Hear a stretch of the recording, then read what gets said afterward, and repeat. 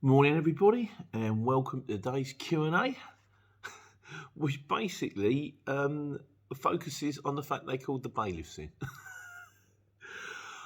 I noticed how if I put a video up that sort of says, here's some help with moving a pallet, here's an interesting way to book a job, gets about 300-400 views.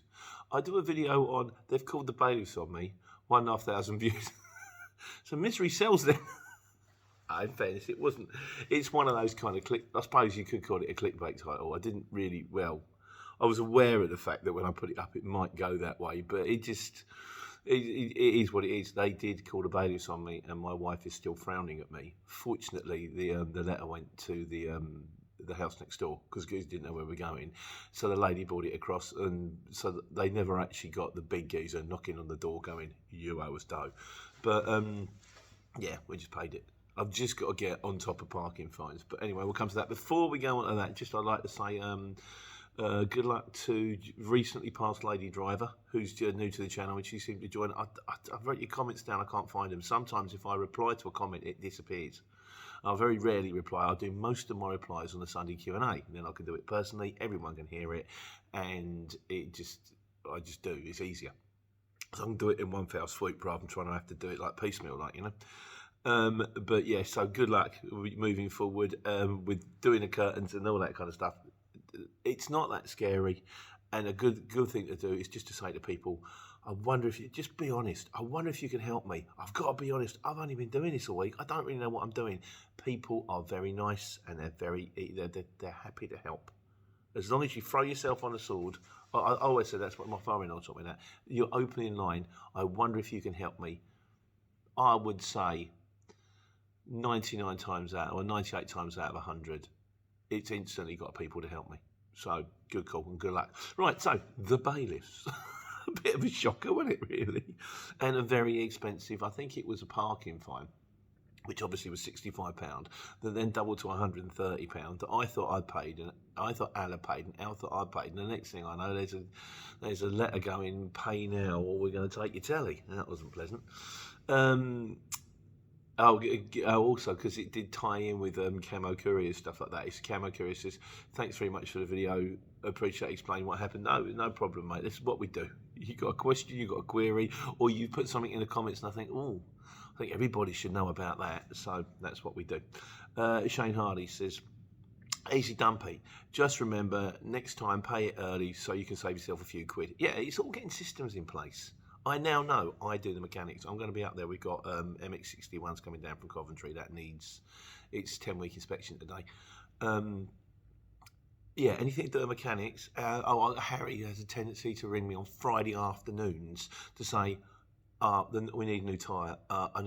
Harry, it would be really helpful if you ring me in the middle of the week to tell me this so I could arrange it for Saturdays. As it is, we've got spare tyres. I've got a guy organised, so I'm on that bit. Everything else, and parking fines is now me. The letter comes in, I open it, I pay it, job done. Tony 48. I'm getting a lot of droids here. I think it might be the new way but we're just going to call you Tony. It's Tony 4820. Chris exclamation mark 2160. I'm just going to get your boyfriend name because we ain't Star Wars. Tony says, mate, the Dartford crossing tried slapping a fine on me even after I paid it. Only the proof of the receipt made them accept it was an error. Keep your receipts, people. That's very rare, Tony. You was unlucky with that one. The auto paid works very well. But, yeah, quite right. C11, yes, Ian. I'm going to call you Ian. The dramas I've had with PCNs and London fines, honestly, you'd never believe TfL's own website state it won't give you a CCJ and it won't affect your credit rating. Definitely worth a video on that. Yeah, I should write this down as usual. I forgot my pen. That's from CDER Group. They are the worst. So yeah, we might drill into this a bit more. Anybody else has got anything on? Maybe we'll make our own video. I'm going to get a pen. Got it. While we're at it, also, stay tuned because there's an interesting Godzilla's at the end. As always, the mine of information. Yeah, something worth sticking around for. Chris says, another remedy is to set up accounts with a TfL, Dart Charge, Mersey Tunnel, etc. No more worries. as user. That's just a droid's name. You do nothing with that. User ZO8W. That's a password. That's not a name. I don't know what's going on with these guys. It's a good thing to set up an automatic charge on the TfL website so you don't forget. And sure or not sure if you're in the congestion zone or not, it's charged automatically. And Domain Name Guy says the easy way to solve the zone charge and a bridge charge, potential cost, delivery, etc. Potential cost with the option. I think he said, yeah, I'm not quite sure the last bit, but yeah, he said a lot of people have said set it up. I have set it up. I've set it up for the Dartford crossing and I have set it up for London. The difficulty, of course, is the fact that if you go into London in a non-compliant truck, you still get fined. If I go into London in my truck and if I go into the LEZ and I didn't even know about it, I get £100 comes out, which is a lot better than then 2 or 3 weeks later getting a £500 fine. This wasn't to do with that. And I haven't got Mersey Tunnel set up because we're so far away from the Mersey Tunnel, we very rarely get there. But what I also find frustrating about the emissions thing, which we'll come on to again later because we're still talking about it, is the fact that you can't auto-pay emissions. You can't set yourself up. So if you had, I was lucky, Al rang me and I said, how are we doing? He said, yeah, it's fine. So I'm just trying to get John out of Portsmouth. Not out of Portsmouth, out of Bristol. I went, oh, okay. Where was he? He said, he was in Bristol all day yesterday. I went, was he in the centre? He said, yeah, I think so. He said, you know that zone now? He said, when did that start? That's the beginning of the week. So that's another £100. But fortunately, we pay that. Otherwise, we'd have got the fine. I don't know what the fine is for Bristol at the moment for a truck. I know to go in is £100. What's the fine going to be? 150, 200? He said he paid it. We'll see. Either that or I'm going to get something I've got to pay. But yeah, I set myself up on everything I possibly can. But certain things like the emission zone, like Birmingham, I wish Birmingham was in there all the time. I wish you went in and it just took the £50, bing, rather than having to do these things, make sure you get them and pay an extra. But a lot of the emission zones don't. It's just congestion. LEZ does, London does. The others don't. I don't know why not. Perhaps it's because they know that if you send a truck in and they forget, they get more money. Cynical. Cynical or truthful? You decide. Harbourwood Land Visitor says the London Zone and all others are nothing more than a scam that it takes your money and you can get a bit, and you get bit in many other ways if you forget to pay, forget what while inside. It's nothing to do with the environment. It's just a stealth tactic that councils can make huge. But yeah, well, this is something we've got going on at the moment. So the petition's out there, as I'm sure you all know. I'll do you a link to my website. If you click on the link, and there's a bit at the top of my website that says sign petition. Sign petition. We're up to getting off 160 odd, which is not bad. Bearing in mind it's only been going a couple of weeks. It's going to slow down a bit now because everyone who signed it has signed it. If you know someone who's affected by this zone thing, it's all I've got at the moment. I'd like to do more, but it's all I've got at the moment. You know, time is of the essence, you know. But it doesn't hurt to just do 2 clicks, sign a petition and go, yeah, I don't agree with this. We'll see where it goes. It may go nowhere, but I know if I do nothing, it will definitely go nowhere. If I do something, it might go somewhere. We'll do what we can. I better put that in as well. Replay says, be wary of sneaky jobs that are on the edge of congestion zone but have to go through the congestion zone to get to it. Yeah, we had that before. We had a job picked up, I don't know, let's say for the sake of argument, it was Nottingham. And the guy said it was going to Watford.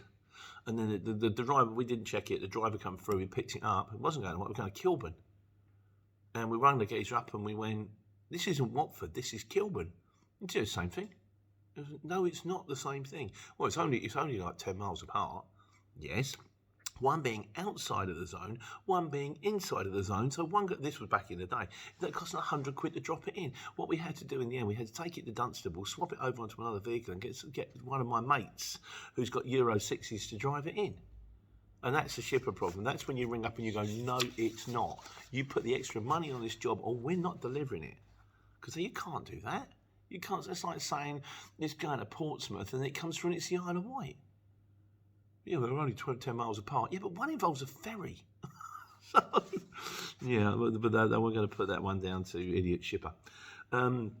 White man in a van says, I can't remember anything. And yeah, so I can't remember anything and got a few fines when I was in the old van. Worked out it's cheaper for me to pay the extra for Euro 6 where I don't have to worry about the charges and play Russian roulette with my memory. And he's got a point here, and this is exactly the problem with this environmental thing and his own thing. I bet you probably had a Euro 5 van. It was perfectly fine. It was putting out very low emissions, and instead you've trashed it and had to go and spent a load of money and also built up a load of carbon buying a brand new van that was totally unnecessary just so you could pay £12.50 fines. It's all counterproductive and it's frustrating me, as I'm sure you guys already know. And finally on Godzilla's, this is the bit that I said is worth hanging on for. He said, if you get anything with a penalty charge notice, it's private. It's an invoice, not a fine. If you get anything, start that again. If you get anything with a parking charge notice, it's an invoice, not a fine. Councils state penalty charge notice. No penalty, not parking. I wouldn't recommend binning or ignoring for the rest of your life the ones with parking written on it. I just do that. The penalty, however, is the councils, and they have the resources and the inclination to chase you to the ends of the earth, increasing your bill whenever they can. So cough up at the first instance. If you feel hard done by, complain, but pay first and moan second. So that's very good advice. I know with parking, I ignored one of them. And I forget why. I think it was 10 minutes over something. I thought I'm not, but it was like someone had pulled in lay-by in 10 minutes, and I ignored it and ignored it and ignored it and ignored it, and eventually it went away. But I got a letter on letter on letter on letter on letter, which took my time, and in the end I went, I wish I just paid this. It was 30 quid. I wish I just paid it. It just made it go away. But he has got a point there that you can ignore a parking charge notices, and theoretically they have no legal jurisdiction, but that's not actually true, because there was a case of Beavis versus Parking Eye, who they took him to court, and at the end the judge found that he had to pay. So chances are you could be unlucky, and if you're the guy that ends up going to court, then it's going to cost you a lot of money. Having said that, it's probably a 1 in 1,000 that they are going to take you to court. And also there is a thing on the website, if you Google this, and it says that what you do is you ignore them and ignore them, ignore them until if you get something, and then you appeal it, because you don't talk to them. Once you start to talk to them, they've got to tell you things. Then you appeal it, and you can say this is undue, or I wasn't here, or that. I did get off one once, and when I was in a Luton. I parked in, motorway services. I got up early. I woke up early, and I had to go somewhere. So I drove there, and I was tired. So I stopped in the service. I honestly didn't know this at the time, and I had a kit for about 2.5 hours. And then I pulled out, and then I realised afterwards when I got the fine that you were only allowed there for 2 hours. I'd been there for 2 hours 20 minutes. So I emailed them. I said, look, I didn't know. I was tired, but can you show me actual signs of around the car park, which I didn't see. I said to them in the email, I'm sure they're there. I didn't see them. And also, can you show me a better photo of the number plate? Because the photo of the number plate I've got coming in looks a bit blurred. And they came back straight away with a charge cancelled. I thought, God, that was easy. So I could have done that with this one. So I think your best defence might be to query the quality of the ANPR camera. And go, if it's a bit blurred, if it is at night time, go, can't really make that out. Can you show me a clearer picture, please? And they might show you a clearer picture, or they might go, oh, we've got one here. Just knock it on the head. Don't know. Anyway, we'll see. Comments, please. Has it happened to you? Right, so 13:41. So you get your timestamp. Easy day away to run in January. Yeah, it's just something I do sometimes, particularly near the end of the week, where if I've been killing myself, knocking myself out, Monday, Tuesday, Wednesday, come Thursday afternoon, Friday I get an easy day. I get one job going distance, motorway miles, because I know that it's going to be one pickup, one drop off, and I'm done. And I won't get my day's money, but I'll get near on my day's money. And all I've got to do is pick it up at 8 o'clock in the morning, drop it off by lunchtime, and then toodle home with an audio book and a bit of Spotify, and I'm done. And that's the week finished. And I do that sometimes. And that also happens a lot in January because there isn't the work there. So the idea is get one job in the morning that you know is going to earn you a decent amount of money. It won't get you your full money, but it'll earn you a decent amount of money. And then if you don't get anything else for the rest of the day, you don't have to worry. And if you do, brilliant, because that takes the steam off the next day. So Shane Hardy says, do what you can, when you can, and have a fallback plan for the beginning of the year. All to keep money flowing in and keep you out of the wife's hair. We've done a video on that before, that made me remind me. How to keep the wife, I'll do a link.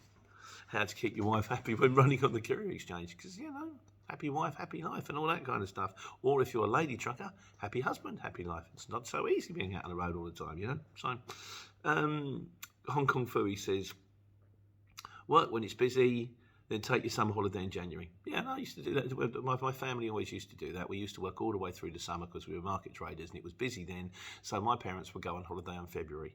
I'm an only child. We would go on holiday in February, and we would go places where there was no other kids. Once I made friends with a lady with one leg. Pushed around in a wheelchair. It was really nice. Things you do when you're kids, But and in fairness, I haven't had a holiday this year. I've worked all the way through the year since the COVID thing, and the travel's become a pain. And just because of the setup, if I go on holiday, I kind of have to end up paying for 4 people, which is a bit of a stretch. Although I had good news with the mortgage. It's come down. Thank God, it's come down. It's come down like almost a whole %. So it's still high, but it's not. I was very, very scared. For those of you who watch the freelance trucking videos, you know all about that. That was really good news on Friday. But where was I? Yeah, so I had my holiday at Christmas. Like I work all year round, and then of course you get to Christmas, you go, could put a couple of days in between. Nope. So yeah, I reckon I will probably ease up. The way I'm looking at it at the moment, we've got 3 weeks left. But on Monday morning, I've got a load on for Southampton. It's kitchen. But by Tuesday, I've got a 4-day week and 2 full weeks left. But the last week doesn't count because things start to shut. 22nd, 23rd, particularly with Christmas Eve now being on a Saturday. That Friday, I don't think a lot's going to be going on. So by Tuesday morning, I've got 1 full week left and 2 Mickey Mouse weeks. Just keep trying to get there. I'm thoroughly looking forward to the rest. I'll probably still make the videos. Or I'll just record them and schedule them. Luke Berry says, enjoyed the video. I'd like a little advice on how quiet it actually goes, as I've heard folks say that January, February is very quiet since coming into the industry only May this year. I obviously have no experience of how quiet it is. After hearing the doom stories, I'm already planning on going back into the industry I came out of 20 years plus for those 2 months just to keep the money coming in for my young family, and I prefer not to. Well, Luke, I'll be honest with you, mate, you should be okay. There are ways and means around working in January, we've already covered that with the Easy Job. I always found, back in the day when I was in a van, that there was work. There wasn't as much work. Between Christmas and New Year, there'll be alcohol work. Picking up from... what's it called? Matthew, what's it called? And I've had a few of those, but just be prepared. I would say try not to go too far, because you may end up going some distance and then coming back empty and going, all the money I've just earned on that job, I've lost in diesel. So the little local jobs could be good. You might want to go a little bit keener. I'm not saying slash your prices, but maybe drop it a £5, drop it a £10. Telephone calls. We've done a video on how to on how to win jobs and stuff like that. I think if it's there, I'll post it. Or do that thing where you try and get enough money out of your first job, try and get one, but you should be okay. And the whole idea of going back to doing something that you hated before, I really hope you don't have to do it. So I can't tell you exactly how it's going to be, because it changes all the time. It's not as busy now as it was before the lockdown. It's obviously busier than it was during the lockdown, but it's not as busy as it was before the lockdown. I hope it's okay. That's all I can say. I really hope you get through it. It's not too bad. There is work. It's not like nothing. But there is work. I'd say 70% of the work that you would expect on a normal day of the week back after Christmas, maybe 50%, slowly increasing every day because it gets busy as people get back. White man in a van says, yes. He says, I've raised this with another YouTuber. When you talk about targets, you say things like how much per day and how much per week, but you give turnover numbers. Turnover is vanity. It's all about profit and cash. As we used to say, turnover is vanity, profit is sanity. Too many people are joining this industry because you give these big numbers but without context. If you get £400 a day, What's the profit on that once you remove fuel, insurance, subscriptions, maintenance, rainy day savings, tax, etc.? I would think that it would really help people to realise it's really easy to end up working 10, 12 hours a day, and even though you turn over £1,000 a week, realistically, you only make about £7 an hour after your overheads, and he enjoys the videos. I'm in a bit of a difficult situation with this one, in the fact that I have always spoke money, and I'm not a great fan of speaking money. My dad always installed in me. He said, "You don't count money in public. Just no, don't." And you say, "I took no." Just. But to give people a genuine idea of what's going on, I can't not. Because if I'm vague about it, they go, "Yeah, it's lovely, but what, can you drill down to it?" And I do many videos on this. I was saying that, I've always said the best van to run on the exchange is a Luton curtain with a tail lift, because you can make the most money. If you should be running on anything, you should be running in an 18-ton truck, double curtain side with a tuck under tail lift, because that is the most versatile vehicle on the exchange and the easiest way to make dough. Having said that, lorries are involved. Transport managers, parking, operators' licenses, maintenance costs, all this kind of stuff. You've got to be on top of it, and it's a pain. It makes more money, but it is a pain. Yeah, and absolutely, it is just turnover. And so if you're daft enough to think, oh, well, who's take 350 quid? I'd like to have £350 a day. You want to pay my diesel bill? My diesel bill at the end of the week at the moment is kicking around 4k. That's not just for me. We've got 5 trucks on the road. But once you drill into it, this is why, if you're running a lorry, you have to have figures. My target is 400 quid a day, because I know I'll make good profit on that.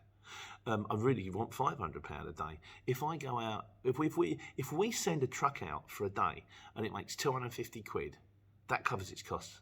That covers the driver, the tax, the insurance, all that. That pays its wages, That doesn't earn any money. So be aware that there is an overhead on all of this, and you should know your bottom line. You should know all this kind of stuff. Know what your diesel's costing. Take your insurance, divide it by 12. It's different for everybody. So I can't turn around and go, if you take this much money, you'll earn this much. Because there's a big difference between driving to Wales and driving the Milton Keynes. Milton Keynes, start, doing the brakes, doing the clutch. Wales, motorway miles. There's too many imponderables, but the man is totally right. Don't hear that figure and go, oh yeah, lovely, he's took 500 quid. He makes £2,500 a week. No, I don't. I don't make anything like that. By the end of it, I would say, on average, you want to take away 35% of your turnover and stick it to one side. And that should cover all of your expenses and the rainy day money. If you're not doing that, then you're doing something wrong. Or it could come back and bite you. We'll see. That was what we called the conveyor belt of fools. And Leech 100 says, 001 says, just Leech. He says, I'm taking my holiday in January, so I'm off to India for a couple of months. Well, I'm sure the weather will be lovely, my friend. Have a wonderful time, have a nice relax and come back. That makes some sense, doesn't it? If you could, I know that taxi driver mates of mine used to do that. They used to work all year round and then they'd disappear off to Thailand in January and come back in March. Because they said it's mega cheap to live out there. They say it's mega cheap to live out there and then they play golf where it costs a fortune. I don't know. I've never been to Thailand. They tell me it's lovely. So, emissions. We're still on the emissions thing.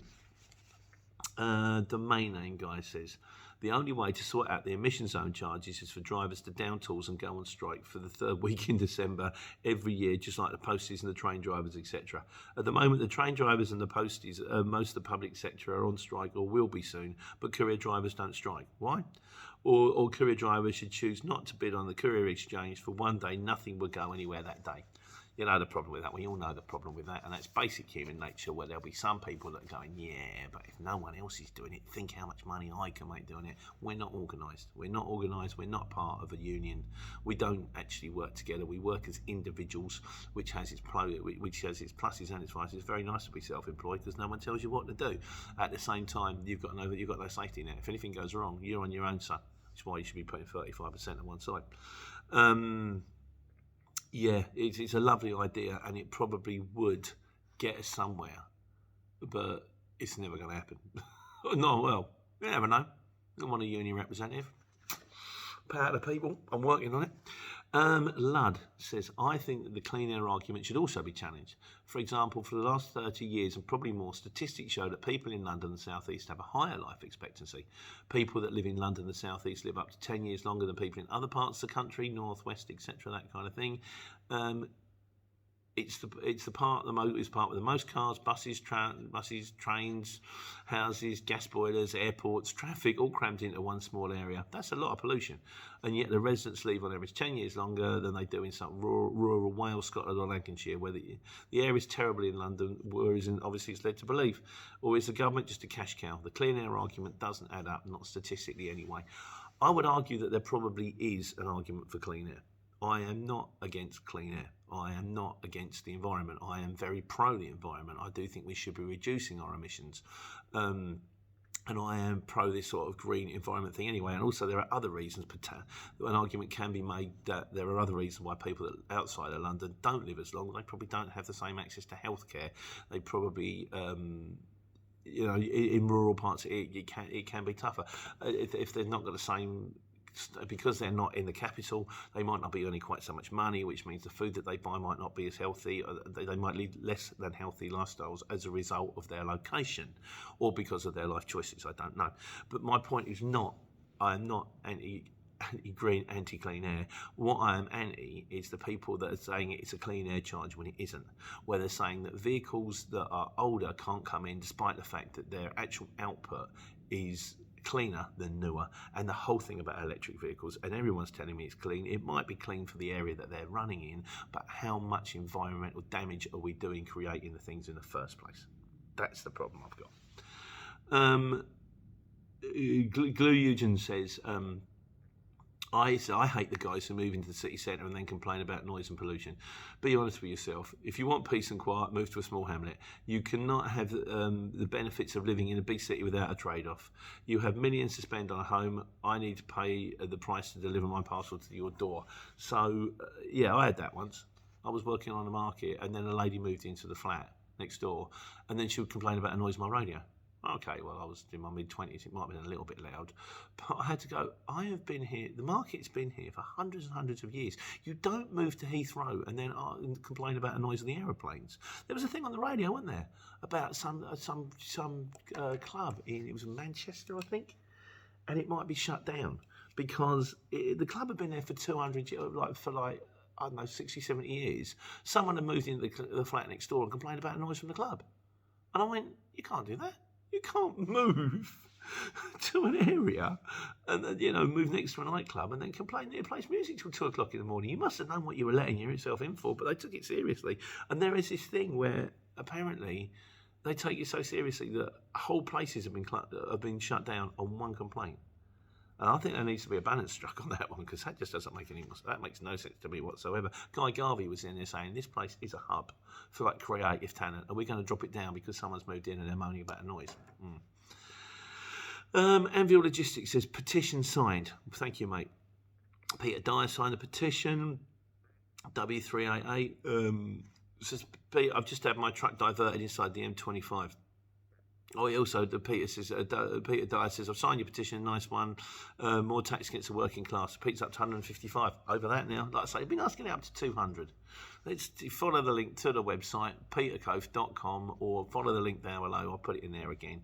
And if you know anybody who's affected by this, please sign a petition, because it's our chance of actually... Somebody might think it might make them think a bit. It might stop it. It might not stop what's already there, but it might think twice about moving forward. If politicians think that policies are unpopular, they're less likely to implement them, because they don't want to lose their role in Parliament, because then they can't make decisions, and because most of them just, I don't know. I'm not even going to go there. 3A8 says, so I've just had my truck diverted inside the M25 due to protesters shutting the motorway. 2 fines, first 100 and 250, second equals 500. Now, I'm not quite sure why that's 250. But what I would have done in that situation, I don't know if you paid them already, but I would have appealed that. We did have one. Gordon got pulled off the motorway and had to go into London, and we were ready for the fine to come in, and it never actually did, because maybe they turned the camera off. But I would have kept the fine, and then what you do if you get diverted inside the CAS, keep your job. Say, look, I was going from here, I was going to here, I was on this route. The motorway was shut. They pushed me off the motorway. I had nowhere else to go. And I'd fight that one. I'd take that one to court. I'd go right the way to the end on that one, because I think they're going to turn around and say, you can't divert me off the motorway into a mission zone that I'm not allowed to go into, and then fine me for going into the zone. But I don't know where you stand with that one. Let's hope you get your money back. SB says, I could understand it if it was commercials were exempt, but we can get on public transport with our goods. I'm all for shoppers and commuters going on public transport and minimising congestion. Just another tax on everyone instead of targeting the people who could be using public transport. My van's Euro 5 and I'm in London quite a lot. Always central. It's £27.50 a day now, but I've got no choice or I lose the work. I don't quite understand where you're going with the public transport thing, I'll be honest with you, but I totally understand with the Euro 5 thing. And yeah, do you see what happens? So you're driving in, so it's going to cost you £27.50 a day, which presumably is the congestion charge and the emission zone charge. So when you put your job price in, you put your price in at £30 dearer. And everybody, so rather, if you're thinking, well, if I'm delivering to, I don't know, if I'm delivering in Milton Keynes, you get it for 80 quid. If I'm delivering it to central London, it's £110. And everybody goes, yeah, we'll pay it. But it's inflationary. So you put these zone charges in to earn money, and then everybody puts their prices up, and so they get more money, but then everything costs more money. So the money that you earn extra from the zones only goes to pay for the things that you're paying for before, because they've all gone up. So it doesn't actually get you anywhere in the end. It just puts everything. It's just inflationary, but people can't think. Finally, from Steve Campbell, he says, "I'm not allowed in the CAS or the LEZ." Although I got into Bradford on Friday and my boss got a fine. Never mind, Steve. At least you're not going in there much anymore. So, right, we're on to the wise guys now. Bit of a long one today. Living with this says, wait, so if you run out of driver's hours in your truck, that's why we're on the wise guys. I might need some advice on this one. At your employment, you're not allowed to drive your own personal car. Or like I said, you can't drive that. You can't drive the car that the person who came to rescue you in. But I guess, how would the police know unless you're involved in a massive accident? Well, this is the truth. If it's only going to come on top if you get caught. You know, if there's something wrong with a lorry and you drive it and then you don't declare it and then you get it fixed, then it just goes by the wayside. But if there's something with a lorry, you drive it and it crashes, they're going to go, well, why were you driving it when the steering didn't work? As the way it works is, and I've always found this very bizarre, it's the difference between work, and this is what Daniel told me. He said, if you run out of hours in the truck and they send a car to rescue you, so they send another driver and the driver gets in your lorry, and then you get in the car and you drive the car back to the yard, you can be done, because you're still working and you're still driving on work time. Even though you haven't got a card in, you're still driving on work time. If, however, you run out of driver's hours and then you get back to the yard and a driver appears, gets the train, drives you back to the yard, you're a passenger, and then or the car comes and with two drivers and they drive you back to the yard, then you get in the yard into your own personal car and drive it an hour home because you've got an hour commute home, that's fine. Which is weird. I find it all kind of odd, but I guess they make the rules that they can. But no, as I understand it, if you run out of driver's hours, you can't even drive the rescue car home. You're done for the driving for the day, because you're tired and you could have an accident. And tell me if I'm wrong on that one, guys. That's the wise guys, and this one is trucks. Just a quick one on trucks. Stumpy Yeastwood says, I'm about to start working with curtain side lorries and I wasn't sure, but I am now. We've done videos on this. We've done how to open a dummy's guide to how to open curtains. Easy. Just past Lady Truck Driver watched it as well. It was all based on a truck driver lady called Hayley. I watched her videos. She's done well, I think. She's got like 18,000 subscribers, I think. I don't tend to watch anyone's channel. But yeah, she showed me how. I just watched her video and I just thought, well, I'll show you what I've learned. I probably could do another one. Since then, I've learned even more about how to open curtains. I might do a third one. Maybe we'll do that one. Let's put a thing in for a video there. Yeah, something moving forward. And finally, we're on the miscellaneous now. Very short ones today on the sections. So, on the miscellaneous this week, domain name guy says, I reckon the EMDR is being used in trucks, and I wouldn't be surprised if Force Gold didn't require it as more companies are using cab cameras and standard digitachographs and now having GPS and digicard drivers being read remotely whilst the driver is driving down the motorway. I'm almost certainly that EMDR, I think that's something to do with the traffic police, isn't it, is being secretly used in truck cabs, which could tell a person if he's going to fall asleep at the wheel before they do, etc. I don't know how much of it can be read remotely. I mean, I've got a brand new tacho in my cab at the moment. I did a video on it. It's coming out soon. I had to get the tacho head replaced because the old one wasn't working. It was on its way out, basically. And okay, it's pretty much exactly the same as a new one, except for the fact it now it actually calculates how much driving time I've got left, which is fine. It's lovely, but I knew how much I've got left. I figured that one out years ago.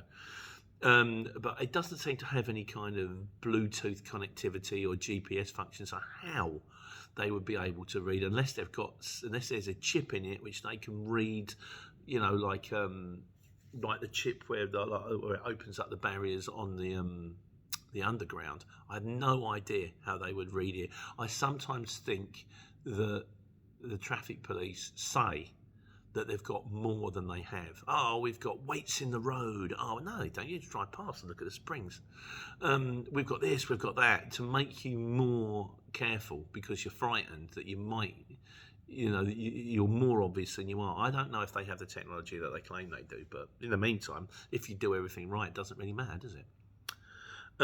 Nick says, there's a new thing now. Pay the CX £10 a month and they will show you the prices the job went for, whatever next. Now, I was always anti that. I don't think that's true. And Hong Kong Fooey comes in with, I don't think it shows what jobs went for, just the average price per mile for jobs in your area. It's a dumb idea which will force bid prices down. What next? One Arm Bandit app. Yeah, no, I know what he's saying. I suppose that's what I said to him. Why can't we see what the jobs went for? I think when I saw him ages ago, and they said exactly the same thing. If people see what jobs go for, it will drive the prices down. They go, I'll beat that next time. I'll beat that next time. I don't know if that's true. I find that a lot of the time, if you see the same job coming up all the time, and it's also the same price all the time, then you go, right, I know what that job sells for. I'm going to put that price in. But you probably wouldn't, would you? Go, I'm going to go £5 underneath it just to make sure I get the edge. Yeah, maybe. I don't know. But as for prices, what the average price per mile is in your area, £10 a month? Nah. Keep your money. Keep your money. Pay them as little as you possibly can and just work it out yourself. It won't be too hard. Belsization says, he enjoys the show. He said, could you please discuss the stupid idea of customers dictating terms of payment, i.e. 90 days payment terms? Since we're the ones providing the service, it should be us, the hauliers, that should set payment terms. Maybe the next time I go to my local supermarket or restaurant, I will tell them I'll take their goods and services, but I will pay them between 30 and 90 days. I thought the CX had outlawed 90-day payments, because let's face it, if you've had to wait 3 months to get paid from your customer, unless you're Tesco's, so who's got that kind of power, So I always thought it was a 60-day maximum, and there was an argument saying it should be brought down to 30 days. But even the 60 days can be extended to 90 days by the time they get to the end of 60 days, and then you chase them. Then they say we haven't had the POD, and then we go, oh yeah, we have had the POD, and then you're on the next payment run, and before you know it, you've waited 3 months to get paid. I used to look at payment terms. I don't anymore because I have Al ringing me up and going, right, stop bidding on jobs from these people because they don't pay. And you've got to bear in mind, if you're a shipper and you pay late, eventually people will cotton onto you and they will start, and then you'll start getting less and less bids because people are getting fed up of having to chase you for the money, in which case the price of your jobs will go up. So if you are a shipper and you are listening, please pay on time. Also, a lot of us are lowly courier drivers. It was me 4 years ago, one man in a van, trying to pull myself out of a massive nosedive. I was right on the floor, people paying me late. I was lucky I had a factoring company. But if I didn't have a factoring company, I could have been in trouble again for something that isn't my fault. So if you do us a favour, guys, if you can, please pay on time or early. Pay early. People love people to pay early. You'll get cheaper bids if you pay early. You watch. And finally, Ian Coyne says Costco fuel has additives, and it's 5 to 6p cheaper than supermarkets. If you can get the cheapest one you can, anywhere you can. So, in conclusion, finally, guys, I'm going to do a video next week. It's kind of for the kid, if you're still listening. It's to do with some Christmas giveaway she's done. She's done it for the homeless. It's to do with her thing. And it hasn't had the pickup that we hoped for. It's basically, it's like she's given away 700. She's been donated through an interior design thing, about 700 quid's worth of gear, and she put it out to loads, had loads and loads of views, but not that many things. So I'm going to put that one out. It's a bit of an indulgence. I apologise for that, but I've got to do it for the kid, And finally, last word this week goes to Shane Hardy, who said, "That's a nice pen, Pete. You don't get to keep the pen if I've told you that if you say it's a nice pen, you get to keep the pen. You only get to keep it if you don't know it." Although we are still doing the Career Driver Awards, like I say, if anyone's got any stories about the most painful drop-off or the easiest drop-off or the worst directions or any painful stories, please put them in the comments, because I'm now going to start accumulating when they come in, and they will go on the Career Driver Awards at the end of next year. But we're not at the end of this year yet. We've still got 3 weeks left to go. 3 weeks to take care and take money.